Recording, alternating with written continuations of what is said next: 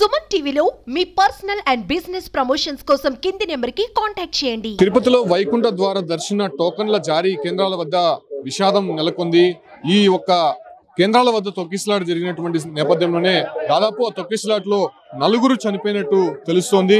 చూడొచ్చు పెద్ద సంఖ్యలో భక్తులు ఒక్కసారిగా రావడము, అదే రకంగానే ఇక్కడ ఏదైతే సరైనటువంటి సదుపాయాలు వాళ్ళకి భద్రతాపరమైనటువంటి అంశాల్లో కొంత నిర్లక్ష్యం వహించడంతోనే అధికార యంత్రాంగము ఈ తొక్కిసలాట్లో జరిగినట్టయితే తెలుస్తుంది. అయితే తొక్కిసలాట జరిగినటువంటి సమయంలో చాలా మంది మహిళలు కూడా స్రోతం పడిపోయారు, అదే రకంగానే చిన్నపిల్లలు. ఈ రకంగా ఉదయమే ఇక్కడికి చేరుకున్నటువంటి భక్తులందరూ కూడా పెద్ద సంఖ్యలో ఈ క్యూ లైన్లోకి వెళ్ళారు. అయితే క్యూ లైన్లో ఉదయం నుంచి కూడా నిల్చున్నటువంటి నేపథ్యంలోనే కంప్లీట్గా ఒక్కసారిగా 8:30 గంటల ప్రాంతంలో ఈ ఒక్క తొక్కిసలాట అయితే జరిగినట్టయితే తెలుస్తోంది. అయితే దీంట్లో 4 చనిపోయినట్టయితే స్పష్టంగా తెలుస్తోంది. మనతో పాటు మున్సిపల్ కమిషనర్ మౌర్య ఉన్నారు. మేడం, ఏంటి అసలు సిచ్యువేషన్ ఎలా ఉంది? చాలా మందికి ఇంజూర్ అయినట్టు తెలుస్తుంది, వాళ్ళ పరిస్థితి ఎలా ఉంది? ఇంజూర్ అయిన వాళ్ళని, ఇష్యూస్ ఉన్న వాళ్ళందరినీ కూడా రుయా స్విమ్స్ తీసుకెళ్లారండి. సో ఇక్కడ మాత్రము ఈ స్టాంపిడ్ లేకుండా ఉండడానికి ఇప్పుడు ఉన్న వాళ్ళని ఫేస్డ్ మేనర్లో క్యూలో బయటికి పంపిస్తున్నాము. అలాగే వాళ్ళకి ముఖ్యంగా డ్రింకింగ్ వాటర్ ఇవి లేదు, సో అక్కడ బయట డ్రింకింగ్ వాటర్ కూడా ఇవి అరేంజ్ చేస్తున్నాము. ఇక్కడైతే ఇష్యూ లేదు. విష్ణు నివాసం కూడా ఇష్యూ కంట్రోల్ అయింది. అన్ని సెంటర్స్ కూడా ఇప్పుడైతే ఇష్యూ కంట్రోల్లో ఉంది. మనం కూడా మున్సిపల్ స్టాఫ్ని ప్రతి చోట ఇంజనీర్స్ మున్సిపల్ స్టాఫ్ని పెట్టాము. చనిపోయిన వాళ్ళ వివరాలు ఏమన్నా తెలుసా? ఇప్పటి వరకు చాలా మంది చనిపోయినారని చెప్పారు. స్విమ్స్ అండ్ రుయాలోనే ఇక్కడ నుంచి తీసుకెళ్లిన తర్వాత డెత్ అయ్యింది. సో ఆ వివరాలు అనేది మీకు ఇస్తారు. ఏంటి మేడం అసలు కారణాలు ఏమంటారు? ఎందుకు ఇంతమంది ఒకసారిగా బయటకు వచ్చారని అంటారు? మీకు వచ్చినటువంటి ఇది ముఖ్యంగా ఏంటంటే బయట వాళ్ళు కూడా చాలా మంది కర్ణాటక వీళ్ళు కూడా వచ్చారు. సో వైకుంఠ ఏకాదశి టికెట్స్ తీసుకున్నారని బయట వాళ్ళు కూడా ఎక్కువ రావడం వల్ల ఈ స్టాంపిడ్ ఎక్కువ జనాలు ఉండడం వల్ల స్టాంపిడ్ అనేది జరిగింది. ఉదయం నుంచి కూడా క్యూ లైన్ లోకి ఎంటర్ అయినటువంటి పరిస్థితులు అంతమంది ఇక్కడ లోపల సదుపాయాలు లేవని చెప్పి కూడా భక్తులు చెప్తున్నారు. లోపల క్యూ లైన్లు ఎందుకు ఏర్పాటు చేయలేదని చెప్తున్నారు.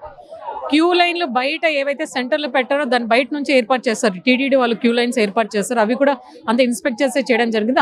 అనుకున్న దానికంటే చాలా ఎక్కువ జనాలు రావడం వల్ల ఈ పార్క్లోకి ఫస్ట్ ఆఫ్టర్నూన్ నుంచి వదలడం జరిగింది పోలీసు వాళ్ళు. ఎంతమందిని తరలించారు హాస్పిటల్కి? ఏమైనా వివరాలు? మొత్తం 4 మెంబర్స్ని తీసుకెళ్లారు. కొందరు 1-2 ఇంజూరీ అయిన వాళ్ళని తీసుకెళ్లారు.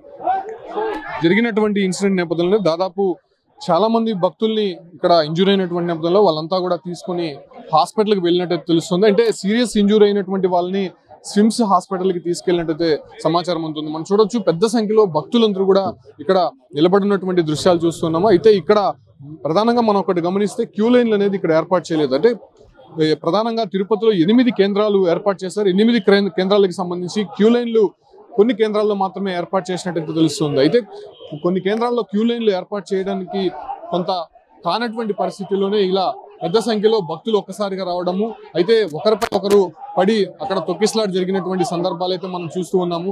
చూడొచ్చు భక్తులు అటువైపు నుంచి ఇక క్యూ లైన్లోకి ఎంటర్ అవ్వాల్సి ఉంది. క్యూ లైన్లోకి ఎంటర్ అవ్వగానే వాళ్ళకి దాదాపు ఒక 1/2 కిలోమీటర్ వరకు క్యూ లైన్ ఉంటుంది. ఆ 1/2 కిలోమీటర్ లోపలికి వెళ్తే రామానాయుడు స్కూల్లో టికెట్లు జారీ చేసేటువంటి అవకాశం అయితే కనిపిస్తుంది. అయితే భక్తులు మాత్రం వాళ్ళ సంబంధించినటువంటి బంధువులు, స్నేహితులు కూడా కొంత మిస్ అయినటువంటి పరిస్థితి. వాళ్ళకి సంబంధించి కూడా అక్కడ కనుక్కోవడానికి కొంత ఇబ్బందికర పరిస్థితులు. అయితే ఎవరికి ఏమైందో తెలియనటువంటి పరిస్థితి కూడా ఇప్పుడుగా నెలకొందని చెప్పుకోవచ్చు. ఎందుకంటే చాలా మంది ఇంజూర్ అయ్యారు, అదే రకంగానే కొంతమంది చనిపోయినటువంటి పరిస్థితులు. దాదాపు 4 చనిపోయినట్టయితే మాత్రం ఇప్పటికీ ధృవీకరించారు. కాబట్టి సో ఆ రకంగా ఏంటి అనే విషయాలపైన కూడా ఇప్పటివరకు వాళ్ళకి అర్థం కానటువంటి పరిస్థితి. చూడొచ్చు భక్తులు పెద్ద సంఖ్యలో వస్తూనే ఉన్నారు. అసలు ఎటువైపు నుంచి ఏ ప్రమాదం పొంచి ఉంటుందో అనే ఆందోళనలో అయితే మాత్రం భక్తులు ఉన్నారని చెప్పుకోవచ్చు. అయితే ఉదయం 6 గంటల నుంచే కూడా క్యూ లైన్లోకి భక్తులు ఎంటర్ అయిపోయారు. సాధారణంగా మధ్యాహ్నం పైన వస్తారని పోలీసులు భావించారు. అయితే ఉదయం నుంచే కూడా భక్తుల తాకిడి అధికంగా ఉండడము, అదే రకంగానే ఇక్కడ స్థాయికి మించి, ఇక్కడ కెపాసిటీకి మించి భక్తులు పెద్ద సంఖ్యలో రావడంతోనే ఇటువంటి ఘటన అయితే చోటు చేసుకున్నట్టు తెలుస్తుంది. ఇటు నుంచి లోపల నుంచి మనం బయటికి వెళ్దాము, బయట సిచ్యువేషన్ ఎలా ఉందో ఒకసారి గమనించే ప్రయత్నం చేస్తాము. అయితే ఈ తొక్కిసలాటలో దాదాపు 4 చనిపోయినట్టయితే మాత్రం ఇప్పటివరకు తెలుస్తుంది.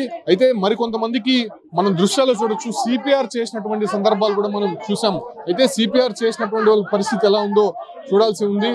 ఇక్కడ కొంత ఆందోళనకర పరిస్థితే నెలకొందని చెప్పుకోవచ్చు. పెద్ద సంఖ్యలో భక్తులందరూ కూడా ఇక్కడికి ఒక్కసారిగా చేరుకోవడము, వాళ్ళని కంట్రోల్ చేయలేనటువంటి పరిస్థితుల్లో పోలీసులు చేతులు ఎత్తేయడము, సో కంప్లీట్ గా ఏం జరుగుతుందో తెలియనటువంటి పరిస్థితుల్లో భక్తులు ఒక్కసారిగా ఒకరిపై ఒకరు పడడంతోనే ఈ తొక్కిసలాట జరిగినట్టయితే స్పష్టంగా అర్థమవుతోంది. మనం చూడొచ్చు ఒకసారిగా భక్తుల్ని ఆ లైన్ లో నుంచి వదలగానే ఒకసారిగా దూసుకొస్తున్నటువంటి దృశ్యాలు అయితే మాత్రం స్పష్టంగా కనిపిస్తూ ఉంది. అయితే పెద్ద సంఖ్యలో దాదాపు 3 రోజులకి సంబంధించి 1,20,000 టికెట్లను ఇచ్చేందుకు టీటీడీ సన్నద్ధమైంది. దీనికి సంబంధించి 9 కేంద్రాలను ఏర్పాటు చేసింది.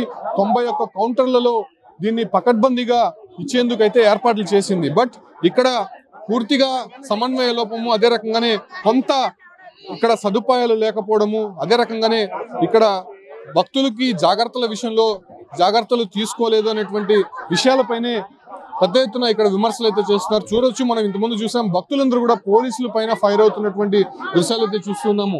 అయితే చాలా మంది ఒకరిపై ఒకరు తోసుకోవడము, అదే రకంగానే ఇక్కడ సదుపాయాలు లేనటువంటి పరిస్థితుల్లో వాళ్ళకి నీరు, ఆహారం కోసము ఇక్కడ కొంత వాళ్ళని అడిగే ప్రయత్నం చేయడము. సో ఆ సందర్భంలోనే చాలా మంది కూడా పడిపోయినటువంటి పరిస్థితి మనం చూస్తూ ఉన్నాము. చూడొచ్చు, చాలా మంది ఇక్కడ ఒకరిపై ఒకరు తోసుకోవడంతోనే ఇటువంటి తొక్కిసలాట అనేది జరుగుతున్నటువంటి సందర్భాలు మనం చూస్తూ ఉన్నాము. పెద్ద సంఖ్యలో భక్తులు ఇక్కడికి రావడము, వాళ్ళని కొంత కంట్రోల్ చేయలేనటువంటి పరిస్థితులు ఇక్కడ సిచ్యువేషన్ అయితే మారిందని చెప్పుకోవచ్చు. కంప్లీట్ గా ఇక్కడ చూడొచ్చు, గమనించవచ్చు. ఈ బారికేట్లకు తర్వాత కూడా అంటే లోపల ఎంతమంది భక్తులు ఉన్నారో అంతే సంఖ్యలో బయట కూడా భక్తులు వేచి ఉన్నారు.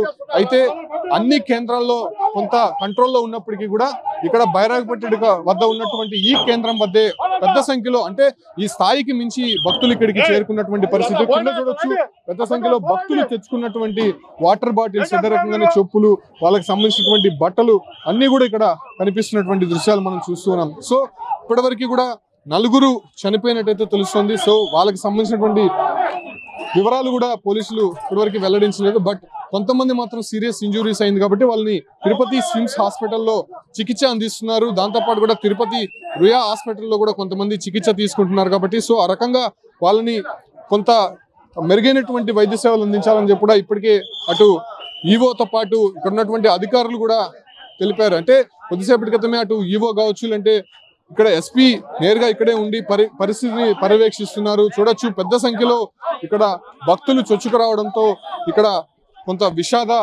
ఘటన అయితే చోటు చేసుకుంది. ఈ ఘటనకి సంబంధించి ఇప్పటికే పోలీసులు కొద్దిగా భారీగా చేరుకున్నారని చెప్పుకోవచ్చు. ఎందుకంటే ముందస్తు చర్యల్లో భాగంగా అన్ని కేంద్రాల వద్ద ఉన్నటువంటి కొంతమంది పోలీసులు కూడా ఈ ఒక్క కేంద్రాల వద్దకి తరలిస్తున్నటువంటి దృశ్యాలు అయితే మనం చూస్తూ ఉన్నాము. అయితే ఇప్పటివరకు దాదాపు 9 కేంద్రాల్లో టికెట్లు జారీ అనేది స్టార్ట్ అయింది. ఎందుకంటే ఉదయం 5 గంటల నుంచి టికెట్లు ఇస్తామని చెప్పి కూడా ముందుగా చెప్పినటువంటి నేపథ్యంలోనే సో భక్తులు అధికంగా రావడము, వాళ్ళని కంట్రోల్ చేయలేనటువంటి పరిస్థితుల్లో ముందస్తు టికెట్లు జారీ ఇష్యూ అయితే తీసుకొని వచ్చారు. సో ఇప్పటికే అన్ని కేంద్రాల్లో కూడా టికెట్లు జారీ అనేది జరుగుతుంది. బట్ ఈ ఒక్క కేంద్రం వద్ద దాదాపు 4 చనిపోయినట్టయితే ఇప్పటివరకు తెలుస్తుంది. సో వాళ్ళకి సంబంధించినటువంటి మృతదేహాలు కూడా తిరుపతి రుయా ఆసుపత్రికి తరలించారు. అయితే ఎవరెవరు అనే దానిపైన కూడా ఇప్పటివరకు వివరాలు వెల్లడించలేదు. దాంట్లో 2 మహిళలు ఉన్నట్టయితే తెలుస్తుంది. మహిళలు చాలా మంది కూడా సిపిఆర్ చేస్తున్నటువంటి దృశ్యాలు కూడా మనం చూసాం. సో వాళ్ళకి సంబంధించి కొంత సీరియస్ అయింది.